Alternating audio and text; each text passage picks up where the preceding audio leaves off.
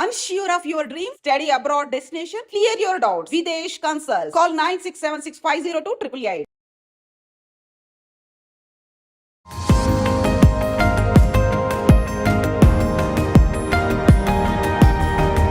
To become an orthopedic surgeon, what's your inspiration, sir? అప్పుడు బ్రతుకు తెరువు కోసం ఇది కరెక్ట్ బ్రాంచ్ అనిపించింది, అది చేస్తాను.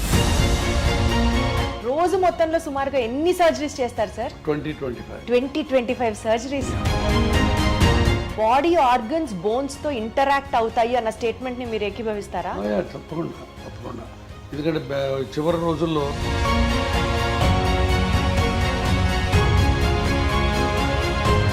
లంగ్ డిసీజెస్ ఉంటే they are more prone to risk of fractures అన్న మాటకి రిలెవెన్స్ ఉందా సార్? లంగ్ డిసీజెస్కి, బోన్ ఫ్రాక్చర్స్కి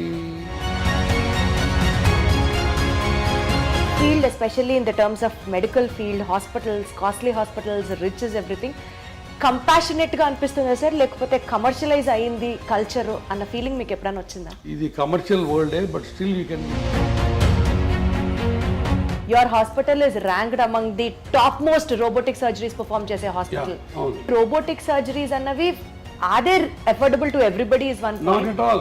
Robotics ప్రతి వాళ్ళు చేయించుకోవాలి రూలే లేదు. Robotics success rate robotic surgeries లో ఫర్దర్. సార్ మీరు సర్జరీ చేస్తారు, రీహాబ్ ఎక్సర్సైజెస్, ఫిజియోథెరపీ గురించి మాట్లాడితే అది చాలా పెయిన్ఫుల్. ఇంత చేసినా కూడా ఇదివరకు లాగా నేను నడవలేకపోతున్నాను, 90-95% కూడా రికవరీ ఉండట్లేదు అని అనుకునే వాళ్ళకి ఏం చెప్తారు? ఎంతమంది మా ఓపీలో ఒకసారి కూర్చొని చూడు సార్, దేవుడు మీరు మమ్మల్ని మళ్ళీ నడిపించారు, పునర్జన్మ సార్ అంటారు. అమ్మ అసలు నడవలేక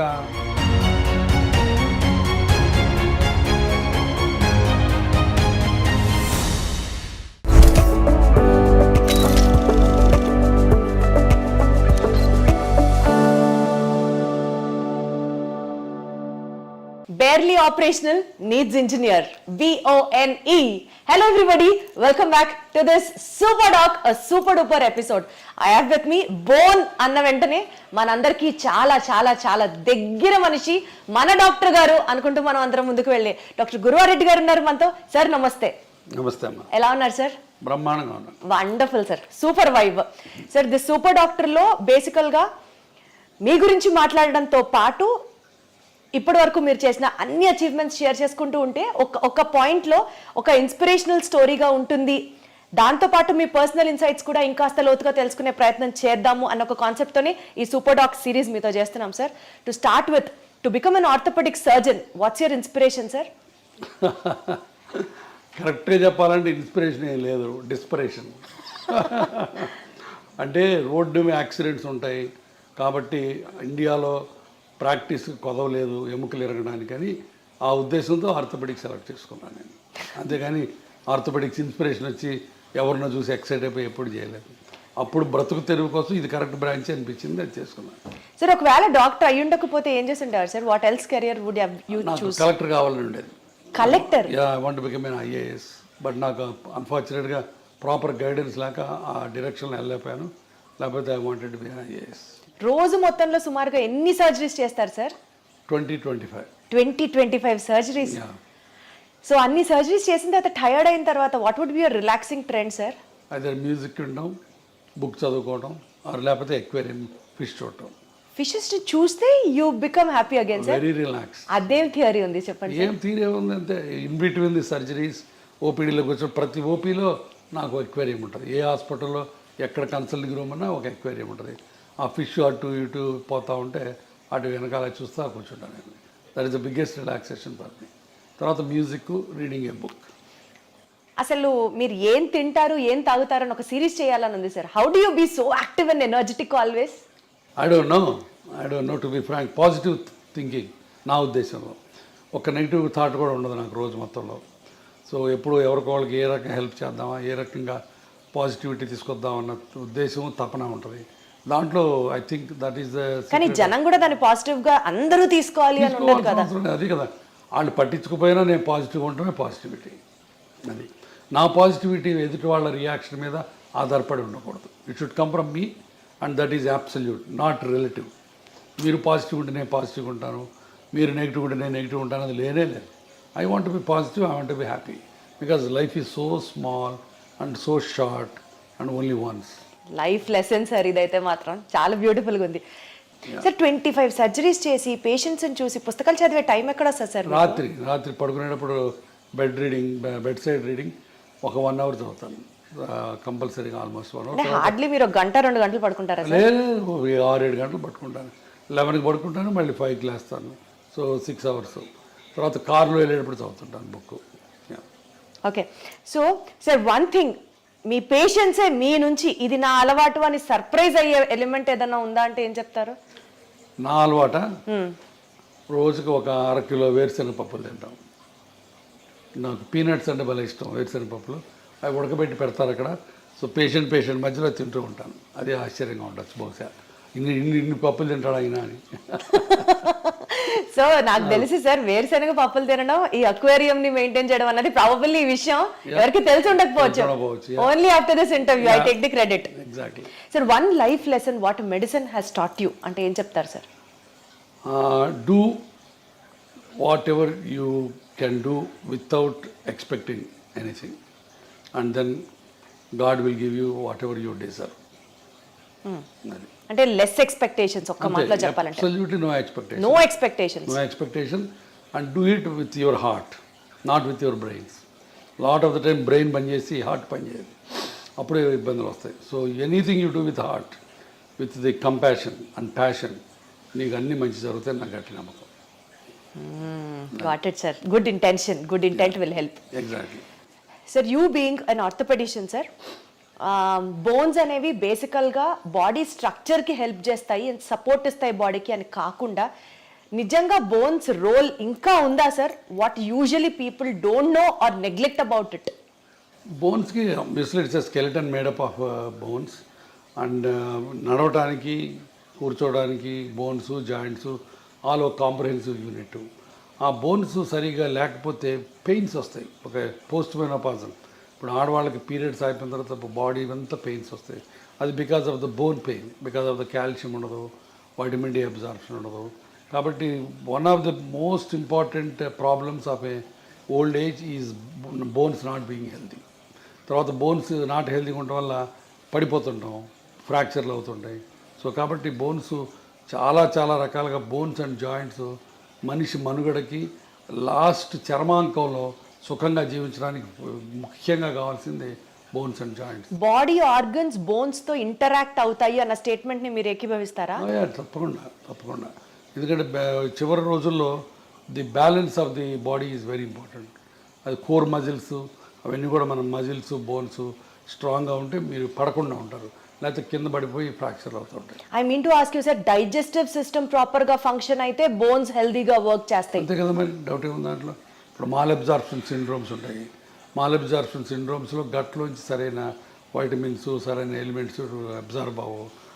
వాటిల్లో బోన్స్ ఆస్టియోపోరోటిక్గా ఉంటాయి. కాబట్టి డైజెస్టివ్ సిస్టమ్ బాగుంటే బోన్స్ బాగుంటాయి. కిడ్నీస్కి బోన్స్కి లింక్ ఏంటి సార్? కిడ్నీస్ బోన్స్ లింక్స్ అంటే బికాజ్ అగైన్ థైరాయిడ్, పారాథైరాయిడ్, తర్వాత కాల్షియము, పారాథెర్మోను, ఆ బ్యాలెన్స్లో ఒక్కోసారి కాల్షియం బోన్లో ఉండకుండా బ్లడ్లోకి వెళ్తుంది.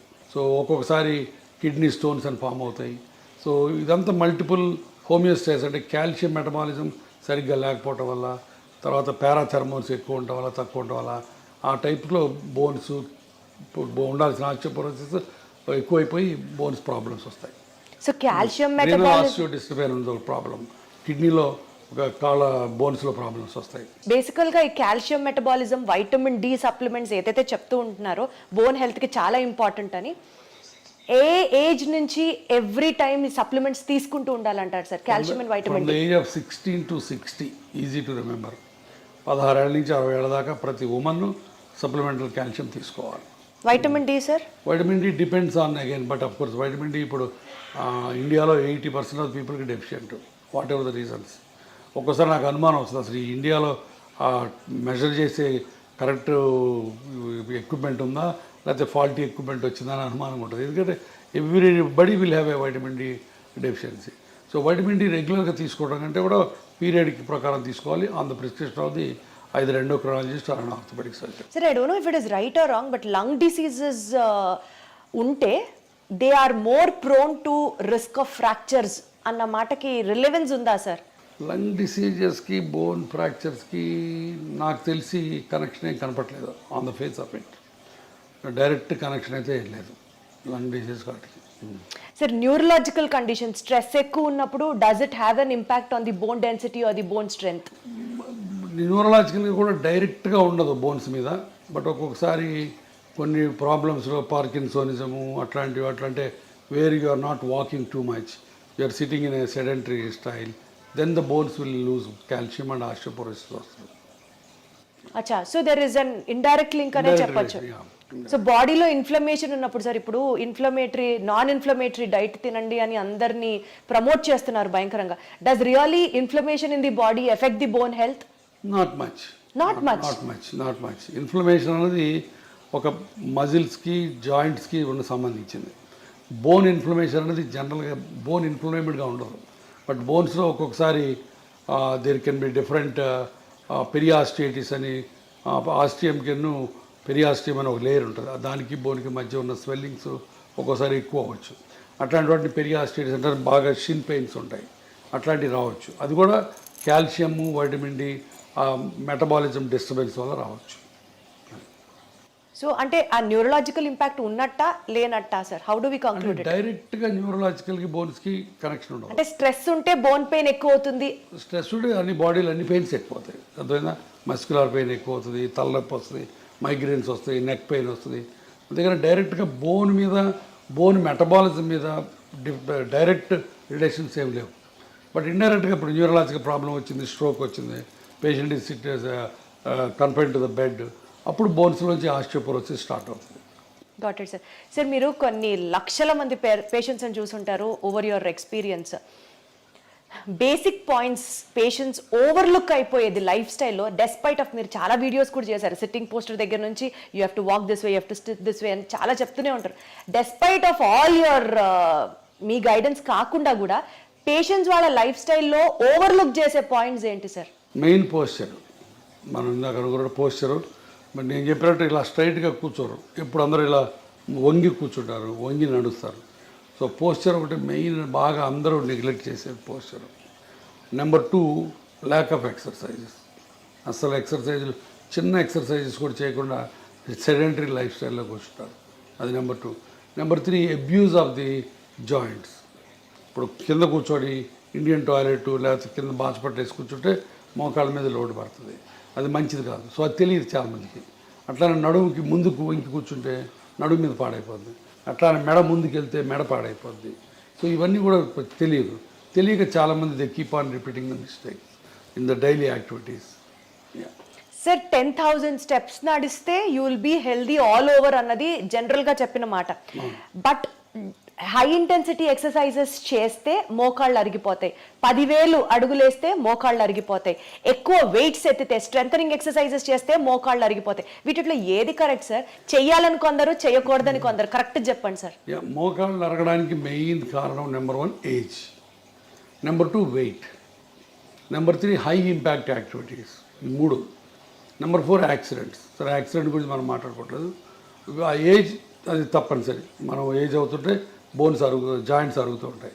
Number 2 weight is directly proportional or directly damaging to the bone joint health. So అది మన చేతిలో ఉంది. సో కాబట్టి మీరు ఎంత బరువు తగ్గితే మోకాళ్ళకి అంత మంచి పని చేసినట్టు. Number 3 point is abuse of the joints. Abuse అంటే ఫర్ ఎగ్జాంపుల్ మీరు ఇండియన్ టాయిలెట్లో కూర్చున్నారనుకోండి, లేకపోతే నెలకు ఒకసారి తిరుపతి కొండ ఎక్కి దిగారనుకోండి, రోజుకి 200 సార్లు మెట్లు ఎక్కి దిగారనుకోండి, మీ మోకాళ్ళ మీద 4 రెట్లు బరువు పోతుంది. అది బయోమెకానికల్లీ ప్రూవెన్. సో దాంతో మీరు మోకాళ్ళని తొందరగా అరగొట్టుకుంటారు. చాలామంది మా తాతలు మెట్లు ఎక్కేవాళ్ళు, మా తాతలు కింద కూర్చునేవాళ్ళు, వాళ్ళకి లేని ప్రాబ్లం నాకెందుకు వస్తుంది అని చెప్పి నమ్మరు. బట్ తాతలు వేరు, మనం వేరు, వాళ్ళ దేహదారుఢ్యం వేరు, వాళ్ళ బాడీ కాంపోజిషన్ వేరు, వాళ్ళ లైఫ్ స్టైల్ వేరు, వాళ్ళ ఫుడ్ డైటరీ హ్యాబిట్స్ వేరు, మనవి వేరు. మనం డెఫినెట్గా ఇండియన్ టాయిలెట్లో కూర్చున్న, మెట్లెక్కి దిగిన 4 రెట్ల బరువు మోకాళ్ళ నుంచి పోద్ది. That is a proven biomechanical thing. So కాబట్టి అది చేయకూడదు. సో అది చాలా చాలా జాగ్రత్తగా చాలా అంటే మెట్లు ఎక్కి దిగకుండా ఎవరికి అసలు ఇంపాసిబుల్ కాబట్టి వీలున్నంత వరకు పాసిబుల్ అంటే వీలున్నంత వరకు. సో అది ఎక్కి దిగాలని రూల్ ఏం లేదు. చాలామందికి ఎక్కి దిగితే మంచిది, హెల్త్ మంచిది అంటారు. సో కొంతమంది అసలు లిఫ్ట్ ప్రిఫర్ చేయరు. My doctor advisor me to use only lifts, నేను డోంట్ యూజ్ ద లిఫ్ట్స్ అని చాలామంది అంటారు. That is a wrong concept. ఎందుకంటే ఇప్పుడు కార్డియాలజిస్ట్కి మాకు ఇప్పుడు తగదాలు. కార్డియాలజిస్ట్ ఏమో నడవమంటాడు, మెట్లు ఎక్కమంటాడు, లిఫ్ట్ ఎక్కద్దు అంటాడు. నేనేమో లిఫ్ట్ వాడద్దు, మెట్లు వాడద్దు, లిఫ్ట్ వాడమంటాను. కారణం ఏంటంటే మెట్లకి దిగితే గుండెకి మంచిది, లంగ్స్కి మంచిది, బట్ మోకాళ్ళు బ్యాడ్ అయిపోద్ది. సో అన్ని బాడీలో అన్ని ఆర్గన్స్కి కాపాడి స్టిల్ ఎక్సర్సైజ్ ఇచ్చేది రెండు, బ్రిస్క్ వాకింగ్ అండ్ సైక్లింగ్ ఒకటి. ఈ రెండు మీకు బాగా ఉపయోగపడతాయి. సో అది చేసుకుంటే చాలు. ఇప్పుడు ప్రతిరోజు మెట్లెక్కి దిగాలని రూల్ లేనే లేదు. సార్ కొన్నిసార్లు మీ ఫ్యామిలీ గురించి, మీ పర్సనల్ స్పేస్ గురించి మీరు మాట్లాడినప్పుడు చాలా కంపాషనేట్గా మాట్లాడుతున్నట్లు అనిపిస్తుంది. ఈ field especially in the terms of medical field, hospitals, costly hospitals, rich is everything, కంపాషనేట్గా అనిపిస్తుందా సార్, లేకపోతే కమర్షియలైజ్ అయ్యింది కల్చరు అన్న ఫీలింగ్ మీకు ఎప్పుడైనా వచ్చిందా? కంపాషన్ అనేది గుండెలోంచి రావాలి, కమర్షియల్ అనేది బ్రెయిన్లోంచి. ఇందాక మనం అనుకున్నట్టు ఇది కమర్షియల్ వరల్డే, but still you can be kind, you can be compassionate. That's what it is. ఇప్పుడు మా హాస్పిటల్ ఉంది, మేమే చారిటీ కాదు. We have to run the hospital, we have to earn for the stakeholders, but at the same time we don't need to flee the patient. Patient దోచుకోవాల్సిన పని లేదు, and వాడి రక్తం పీల్చాల్సిన పని లేదు. మేమే కాదు, 90% of the doctors don't do that. But ఆ దురదృష్టవశాత్తు thanks to media, thanks to the people, మేమందరం దొంగలవి, మేమందరం రాబందులవి, మేమందరం బందిపోట్ల కింద చిత్రీకరించబడుతున్నాం. The unfortunate thing they. కాబట్టి కంపాషన్ బేసిక్గా లేకపోతే you are not fit to be a doctor. So compassion తోటే అందరూ ప్రాక్టీస్ చేస్తాం, బట్ ఒక్కోసారి బయటికి కమర్షియల్ ఎలిమెంట్సే బయటకు వస్తాయి. Profit over a patients care, if you have to talk, మీరు ఎప్పుడు patient care this really made my day, నేను ప్రాఫిట్ చూడలేదు ఈ కేసులో అని మీకు ఆ హార్ట్ వెల్మింగ్గా అనిపించిన? చాలా సార్లు వస్తుంది అది. ఇప్పుడు నా దగ్గర పేషెంట్స్ వస్తారు, I'm working in a corporate hospital, ఇందాక మీతో అన్నట్టు చారిటీ హాస్పిటల్ కాదు, ఇక్కడ బిల్లులు లక్షలు అవుతాయి. బట్ ఒక్కొక్కసారి బిల్లులు కట్టలేనప్పుడు అవి ఏమి చేస్తాం, చేతనైన సహాయం చేస్తాం. ఇప్పుడు నేను ట్రస్ట్ పెట్టాను, ఆ ట్రస్ట్లో హెల్ప్ చేస్తాం. సో చాలా రకాల హెల్ప్ చేస్తాం. ఆ హెల్ప్ చేసిన ప్రతిసారి హ్యాపీనెస్ ఉంటుంది, దాంట్లో డౌటే లేదు. One incident if you have to tell sir, it really made your day అని అంటే ఏం చెప్తారు? చాలా ఉన్నాయి. లాస్ట్ వీక్ ఇట్ సెల్ఫ్ ఒక కలీగ్ ఆర్థోపెడిక్ సర్జను, బట్ చాలా రోజుల నుంచి ఆయన ప్రాక్టీస్ చేయట్లేదు, బెడ్ మీద కదలట్లేదు, ఆయన పడి ఫ్రాక్చర్ అయి వచ్చాడు. సో హిప్ రిప్లేస్మెంట్ చేసాం. అయిన తర్వాత కూడా ఆయన 10 రోజులు హాస్పిటల్లో ఉన్నాడు, బట్ నడవలేదు, ఈ రిఫ్యూజ్ టు వాక్. బిల్లు చాలా అయింది, మళ్ళీ కట్టుకోలేమన్నారు. దాన్ని మరి 70% బిల్ తగ్గించి ఇంటికి పంపించాను. ఆ ఇంటికి పోయే ముందు ఆయన నాతో వీడియో కాల్లో ఆయన కళ్ళల్లో కృతజ్ఞత, ఆయన ఆవిడ కళ్ళల్లో కృతజ్ఞత నాకు evident, and that made my day. Wonderful sir, super super. Sir ఇప్పుడు సోషల్ మీడియా ట్రెండ్ అనుకోవచ్చు, maybe because of the awareness for the people అనుకోవచ్చు, ప్రతి ఒక్కళ్ళకి మెడికల్ నాలెడ్జ్ తెలుస్తోంది, and they started questioning the doctors as well. మీరు appreciate చేస్తారా యాక్ట్ని, or do get bored, or you know విసుగొస్తుందా? విసుగు రాదు, 70% దాకా టాలరేట్ చేస్తాను. బట్ ఒక్కోసారి వాళ్ళు గీత దాడతారు. ఏం జరిగింది సార్ అలాంటి సంఘటన ఒకటి చెప్పండి. ఫర్ ఎగ్జాంపుల్ నిన్న మోకాళ్ళ ఆపరేషన్కి ఒక ఆయన వచ్చాడు. ఆయన ఏదో ప్రొఫెసర్ ఎక్కడో, కొంత నాలెడ్జ్ ఉంది. సో క్వశ్చన్స్ అడుగుతున్నాడు, నేను చాలా ఓపిక్గా 20 నిమిషాలు ఆన్సర్లు ఇచ్చాను. మళ్ళీ 21 తర్వాత మళ్ళీ మొదలుపెట్టాడు. నాకు కొంచెం కోపం వచ్చింది. మిగతా పేషెంట్లు వెయిట్ చేస్తారు. నేను చెప్పాను, ప్రొఫెసర్ గారు మీరు ఇందాక అడిగిన వాటన్నిటి సమాధానాలు చెప్పాను, మళ్ళీ అదే క్వశ్చన్స్ అడుగుతున్నారు, సేమ్ సమాధానాలు చెప్తారు, కొత్త సమాధానాలు ఉండవు. మీరు అనుకున్నట్టు సమాధానం రావాలంటే రాదు, సమాధానం ఒకటే ఉంటుంది, మీరు అనుకున్నట్టు రాదు అని చెప్పాను. అంటే తిట్టినట్టు చెప్పలేదు, బట్ కొంచెం వాయిస్ పెంచి చెప్పాను. ఆయన అర్థం చేసుకున్నాడు, డాక్టర్ గారికి కోపం వచ్చినట్టుందని మెదకుండా వెళ్ళిపోయాడు. బట్ చాలా తక్కువ అలాంటి ఇన్సిడెంట్స్. సార్ బేసికల్గా మీరు అన్ని ఇయర్స్ మెడిసిన్ చేసి అంతమందితో యూనో చూసి పేషెంట్స్ని చూసి ఒక డెసిషన్ తీసుకుంటారు సార్, మెడికల్ డెసిషన్.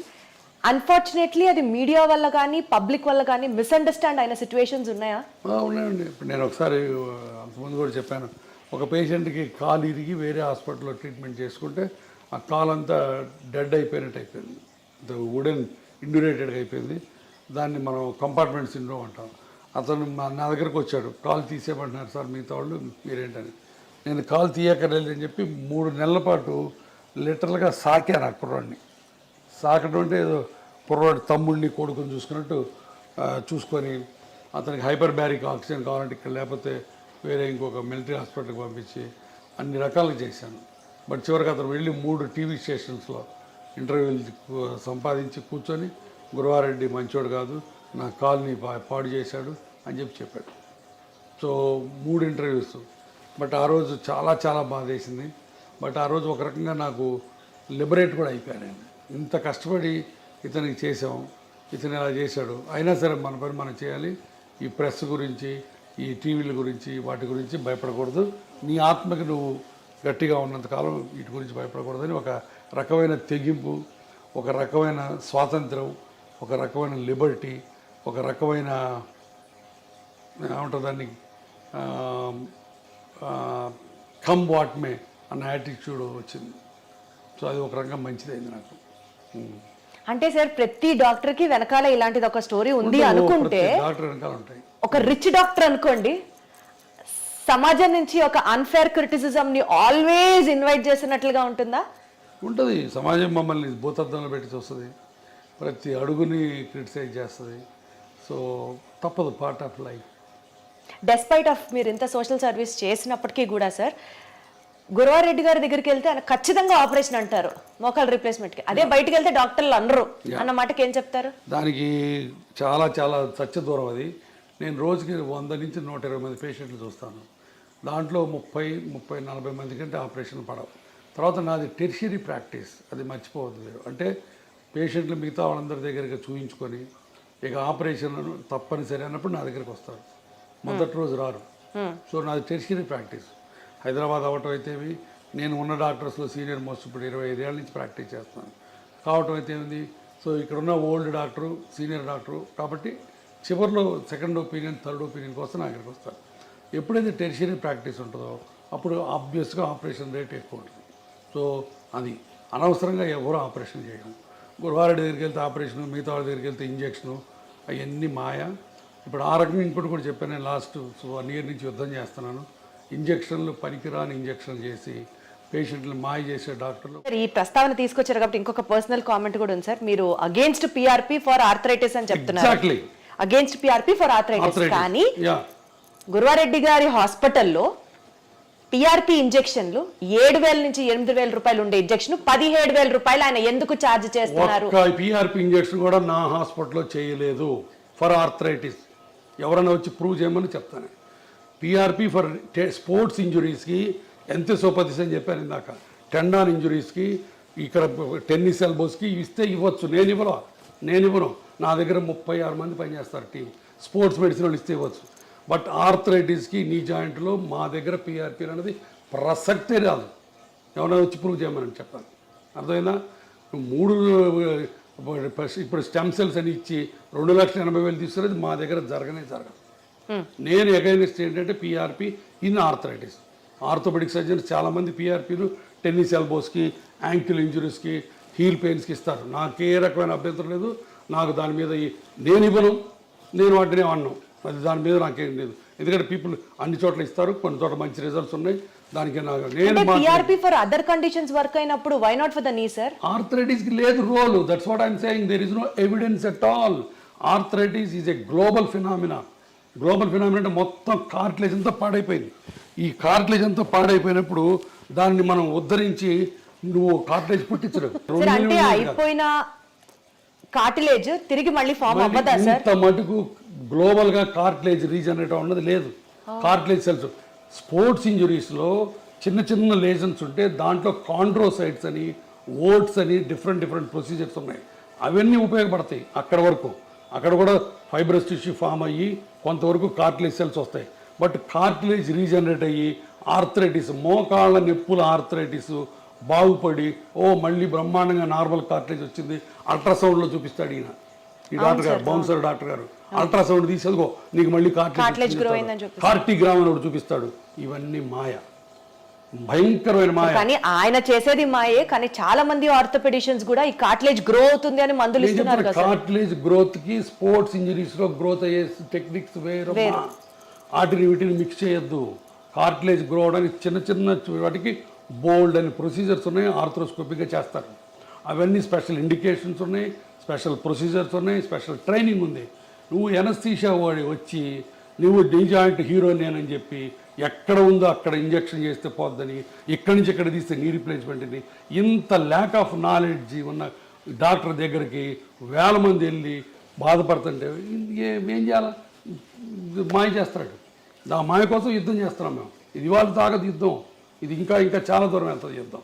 సరే, మీరే అంత బిజీ ప్రాక్టీషనర్ అయ్యండి, అంత బిజీ డాక్టర్ అయ్యండి, ఇంకా ఈ సొసైటీకి సంబంధించిన ఇలాంటి ఇష్యూస్ నా బాధ అదేనమ్మా. ఇప్పుడు నాకు వెస్టర్న్ ఇంట్రెస్ట్ ఏమీ లేదు. నాకున్న ప్రాక్టీస్ నాకుంది, నేను ఇన్స్టిట్యూట్ పెట్టుకున్నాను. బట్ నాకు పేషెంట్ గురించి బాధ, నేనే కాదు నాలాంటి బాధపడేవాళ్ళు చాలామంది ఉన్నారు. మీ అందరం కలిసి ఇప్పుడు దానికి అగైనెస్ట్ ఫైట్ చేస్తున్నాం. సార్, బేసికలీ మీ ఫ్యామిలీ ఏమంటారు సార్? ఇవన్నీ మనకి ఎందుకు అవసరమా? మనం ఎంత సంపాదించాం, ఎంత సెటిల్ అయ్యాం, పిల్లలు బాగున్నారు? వాళ్ళు ఏమన్నారు, ఇది నా ప్రొఫెషను, ఇది నా ప్రిన్సిపల్స్, ఇది నా ప్యాషను, ఇది నా కమిట్మెంట్ టు ది పేషెంట్స్. ఎవరేమైనా అనుకోండి, నాకు నమ్మకం ఉంది అంతే. అద్భుతం sir, commitment to the patients అన్నారు చూడండి సార్. అంతేనమ్మా, మీరు అన్నట్టు నాకేమీ రాదు దీంట్లో వచ్చి, ఇంకా 4 రాళ్ళు పడతాయి. But I'm ready. మీరు అన్నట్టు ఎంత బిజీ అయినా సరే నేను దీన్ని పెట్టుకొని నేను ఎన్ని గంటలు దీని మీద కూర్చుంటున్నాను నేను. ఎందుకంటే ఐ వాంట్ ఈ దోపిడీ కార్యక్రమం ఆగిపోవాలి. తర్వాత ఇంకోటి, ఇది పెయిన్ క్లినిక్స్ మీద కాదు, అది కూడా చెప్తున్నా. పెయిన్ క్లినిక్స్, పెయిన్ స్పెషలిస్టు కొన్ని 100 ఏళ్ల నుంచి ఉన్నారు, మంచి పనులు చేస్తున్నారు. వాళ్ళందరూ ఇప్పుడు spine, cancer pain, chronic pains మీద మేమందరూ వాళ్ళకి రిఫర్ చేస్తాం పేషెంట్ని, పెయిన్ క్లినిక్ వాళ్ళకి. అబ్సల్యూట్లీ సార్, నాకు అర్థమవుతుంది సార్. పెయిన్ అన్నారు కాబట్టి కొంచెం పిఆర్పి నుంచి పక్కకి వెళ్తే, ఫిజియోథెరపీ చేసుకోవడం వల్ల early stages maybe around 18 years or 20 years నుంచి ఫిజియోథెరపీ ఎక్సర్సైజ్ స్టార్ట్ చేస్తే బోన్ జాయింట్స్ హెల్దీగా ఉంటాయి, బోన్ జాయింట్ ప్రాబ్లమ్స్ ని మనం నివారించవచ్చు అన్న మాట తప్పు. స్లో చేయొచ్చు, ఉన్న వాటి అన్నిటిలో ఫిజియోథెరపీ మజిల్స్, బోన్స్ని హెల్దీగా ఉంచుకోవటం తప్ప ఇంకా వేరే ఏమీ లేదు. నేను 2 పాయింట్లు చెప్తాను, గుర్తుపెట్టుకోండి, హైలైట్ చేయండి. మోకాళ్ళు మొదటి నుంచి ఫస్ట్ స్టేజ్ నుంచి ఆపరేషన్ అక్కర్లేదు, లాస్ట్ స్టేజ్లో ఆపరేషన్ అవసరం. ఈ ఫస్ట్ స్టేజ్ నుంచి treatment simple medicines. Simple medicines అంటే ఏంటి? ఎప్పుడన్నా నొప్పుంటే సింపుల్ పారాసిటమాల్ ట్యాబ్లెట్, లోపల కార్టిలేజ్ నరిష్మెంట్కి, అంటే ఉన్న కార్టిలేజ్ బలాన్ని కాపాడటానికి, కొత్త కార్టిలేజ్ అనడం కాదు. అగైన్ అక్కడ మాయ, నీవు కొత్త గుజ్జు పుట్టించే ఇంజక్షన్ చేస్తూ ఉంటావు. తప్పు. కొత్త గుజ్జు పుట్టించే ఇంజక్షన్లు ఇంతపాటు ప్రపంచంలో ఎక్కడా లేవు. పుట్టదు. ఉన్న గుజ్జు బలాన్ని కాపాడే ఉన్నాయి, దాన్ని కాండ్రో ప్రొటెక్టివ్స్ అంటారు. ఓకే, ఆ ట్యాబ్లెట్స్, బోన్స్కి ప్రొటెక్ట్ చేసే కాల్షియం ట్యాబ్లెట్లు, మజిల్స్ని ఎక్సర్సైజ్ చేయాలి. ఇప్పుడు for example quadriceps muscle exercise చేసామనుకో, మోకాల మీద ఉన్న లోడ్ని అది కొంత తీసుకుంటుంది, అందుకని మీకు ఎక్సర్సైజ్ బాగా ఉపయోగపడుతుంది. అట్లానే జాయింట్ని అబ్యూజ్ చేయకుండా, చెప్పాను కదా, ఇండియన్ టాయిలెట్స్ వాడకుండా అట్లా చేసుకోవటం తప్ప ఇంకోటి లేదు. నేను పేషెంట్కి 2 సెంటెన్స్ చెప్తాను. అమ్మ, నేను ఇచ్చిన మందులు, ఎక్సర్సైజులు పని చేసిన నాళ్ళు ఆపరేషన్ అక్కర్లేదు. ఈ మందులు, ఎక్సర్సైజులు పని చేయకపోతే ఆపరేషన్ తప్ప ఇంకొకటి లేదు. మీరు చేయించుకుంటారు లేదు అనవసరం, బట్ డాక్టర్గా నీ ధర్మం ఏంటి? చెప్పాలి. మీరు రీజన్ చెప్పాలి. నువ్వు హిపోక్రటిస్ ఓత్ తీసుకున్నావమ్మా. సార్, అద్భుతం సార్, అద్భుతం. గురించి ఈ రోజుల్లో ఎవరు మాట్లాడుతున్నారు సార్? లక్షలు సంపాదించి ఎట్లా నిద్రపోతావు? నువ్వు పేషెంట్ల రక్తం తాగుతున్నావు, నువ్వు అంతమించి ఇంకేం లేదు నీకు. సో ఈ హిప్ ఇంప్లాంట్స్ అండ్ నీ ఇంప్లాంట్స్ గురించి సార్, రేటుకి తగ్గట్టుగా ఆపరేషన్ చర్య ఉంటుందా సార్? ఇప్పుడు దాంట్లో రకరకాలు ఉంటాయి. ఇప్పుడు ఇదిగో, ఇది ceramic, stainless steel, cobalt chromes ఉంటాయి. సో ఇట్లా ఇటుపక్క క్రాస్ లింక్డ్ పాలిఎథిలీన్ ఉంటుంది. హిప్ జాయింట్లో కనీసం 10 వెరైటీస్ ఉంటాయి. ఇప్పుడు సెరామిక్ ఉందనుకో, స్టెయిన్లెస్ స్టీల్ కంటే కనీసం 2 రెట్లు ఎక్కువ కాస్ట్. ఇదే సెరామిక్ ఇటు 2 పక్కలు వేసామనుకో 3 రెట్లు కాస్ట్. ఇటుపక్క ఓన్లీ ప్లాస్టిక్ వేసామనుకో రేట్ తగ్గుతుంది. సిమెంట్ లేకుండా వేసామనుకో రేట్ ఎక్కువ, అది లోపల హైడ్రాక్సీ అపటైట్ కోటింగ్ ఉంటుంది. అదే సిమెంట్తో వేసామనుకో రేట్ తక్కువ. సో ఇట్లా డిఫరెంట్ కాంబినేషన్స్ ఉన్నాయి. అందుకని రేట్స్ వేరీ అవుతాయి తప్ప పెరుగుతాయి. ఇప్పుడు చీరల్లో పట్టు చీరలు ఉంటాయి, సిల్క్ చీరలు ఉంటాయి, ధర్మవరం చీరలు ఉంటాయి, చీరల్లో హ్యాండ్ ఎంబ్రాయిడరీ ఉంటుంది, ఒక్కొక్క చీర ఒక్కొక్క కాస్ట్. అవునా కదా? జరీ ఉంటుంది, జరీ ఉంటే కాస్ట్ ఎక్కువ. ఇది అంతే. ఒక 20 వెరైటీస్ ఆఫ్ జాయింట్లు ఉన్నాయి. ఇక్కడికి వచ్చిన తర్వాత ఆ జాయింట్ని బట్టి ₹1,00,000 నుంచి 5,00,000 రూపాయల దాకా ఉంది హిప్ ప్రైస్. ₹1,00,000కి ఇండియన్ ఇంప్లాంట్ సిమెంట్తో వేసుకోవచ్చు. బట్ అది యంగ్ పేషెంట్కి వేయడానికి లేదు. యంగ్ పేషెంట్ 25 ఏళ్ళు కోవిడ్ బారిన పడి ఎవాస్కులర్ నెక్రోసిస్ వచ్చిన అతనికి ₹1,00,000 వేస్తే తొందరగా పాడైపోద్ది. అతనికి అన్సిమెంటెడ్ హిప్ వేయాలా, సెరామిక్ హిప్ వేయాలి. So that's all. ఇప్పుడు దాంట్లో రోబోటిక్ టెక్నాలజీ వచ్చింది. రోబోటిక్ టెక్నాలజీ చేస్తే కొన్ని అడ్వాంటేజెస్ ఉన్నాయి, దానికి ఎక్కువ అవుతుంది. సో ఇవి థింగ్స్. సార్ రోబోటిక్ సర్జరీస్ గురించి మాట్లాడితే sir, your hospital is ranked among the top most robotic surgeries perform చేసే హాస్పిటల్. అది definitely first of all congratulation sir. కాకపోతే రోబోటిక్ సర్జరీస్ అన్నవి are affordable to everybody is one not at all. Robotics ప్రతి వాళ్ళు చేయించుకోవాలి రూలే లేదు. Robotics చేయాలి, అది చేయకపోతే నీ బతుకు దుర్భరం అన్నమాట అంతకంటే లేదు. ఎప్పుడు చేస్తారు సార్ రోబోటిక్స్? రోబోటిక్స్ వల్ల 2-3 అడ్వాంటేజెస్ ఉన్నాయి. మార్జినల్ అడ్వాంటేజెస్ అది పేషెంట్కి ఎక్స్ప్లెయిన్ చేస్తాం. కొంత ప్రెసిషన్ ఉంటుంది, కొంత post operative pain, immediate post operative pain కొంత తక్కువ ఉంటుంది. ఓన్లీ ఫస్ట్ 2-3 డేస్, తర్వాత మళ్ళీ సేమ్ ఉంటుంది. ఆ ఫస్ట్ 2 డేస్ ఎందుకు ఉంటుందంటే సాఫ్ట్ టిష్యూ డిసెక్షన్ తక్కువ ఉంటుంది. తర్వాత ఇప్పుడు అలైన్మెంట్స్ అని డిఫరెంట్ అలైన్మెంట్స్ వచ్చినాయి మోకాళ్ళ ఆపరేషన్లో. ఆ డిఫరెంట్ అలైన్మెంట్ చేయాలంటే రోబోటిక్స్ ద్వారా చేయొచ్చు. ఇవన్నీ కూడా వెరీ సైంటిఫిక్. కానీ రోబోటిక్తోనే చేయాలని రూల్ లేదు. నేను 100 మందికి చేస్తే ఒక 50 మంది రోబోట్ చేయించుకుంటారు, 50 మంది రోబోట్ చేయించుకోరు. బట్ ప్రతి పేషెంట్కి ముందే చెప్తాం రోబోటిక్ వల్ల ఈ ఉపయోగాలు ఉన్నాయి, బట్ ఈ ఉపయోగాల గురించి మీరు డబ్బులు వేస్ట్ చేసుకోవాల్సిన పని లేదని కూడా చెప్తాం.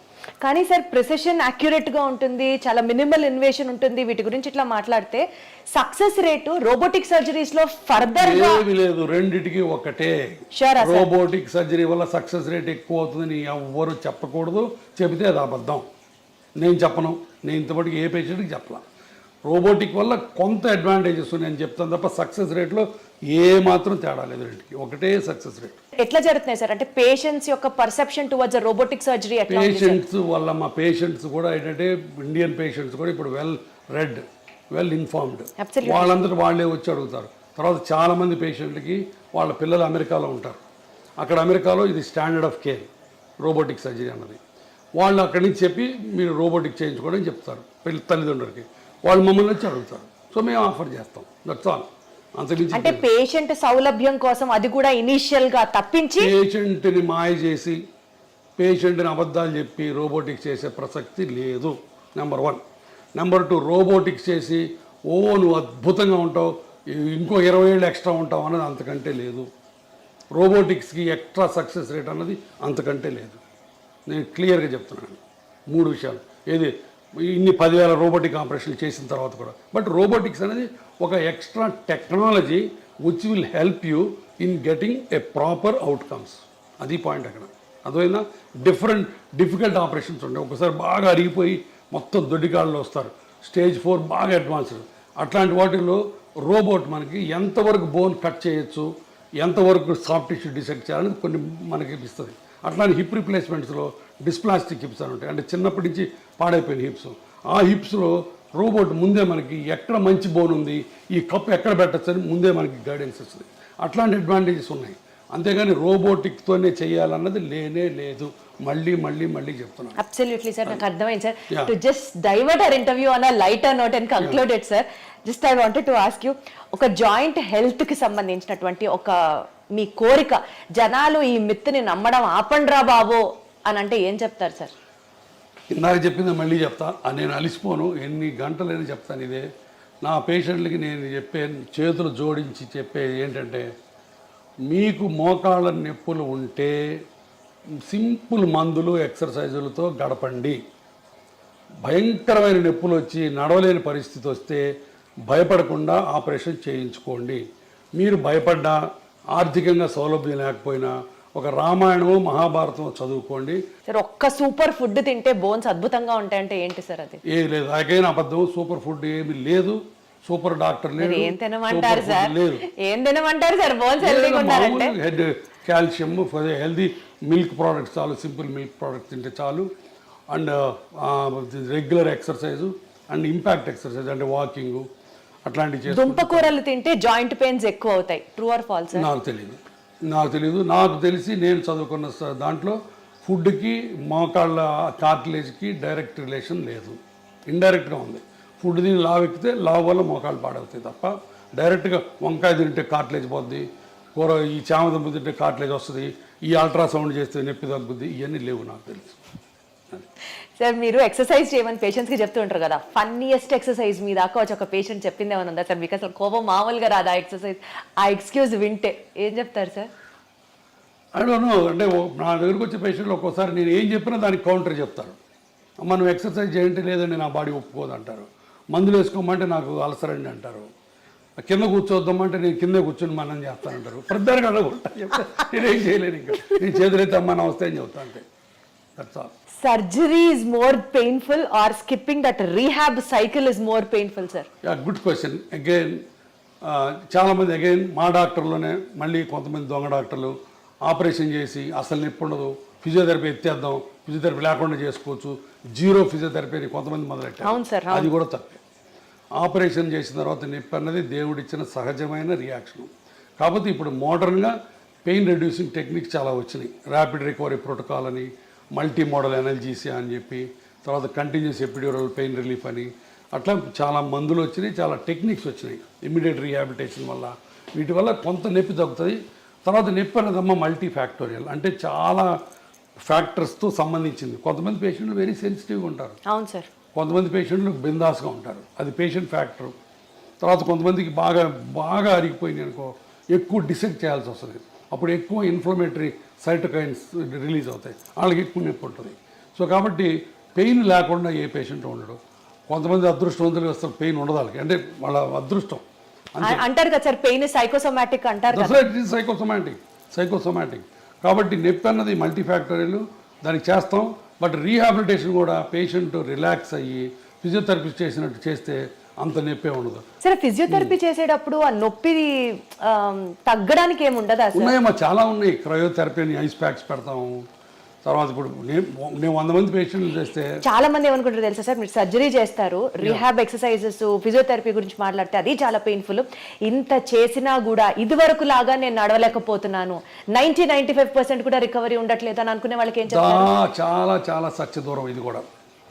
మేము చేసే ఆపరేషన్స్లో 1 year తర్వాత, 1 year పడుతుంది కొంతమందికి, 1 year తర్వాత the satisfaction rate in knee replacement properly done and properly explain to the patient psychic కాకుండా పేషెంట్ మామూలు పేషెంట్ అయితే 90% సక్సెస్ రేట్. ఏది పర్సెప్షన్లో 1 yearలో 90% people will be very happy, very very happy, very happy, back to their normalcy you can say.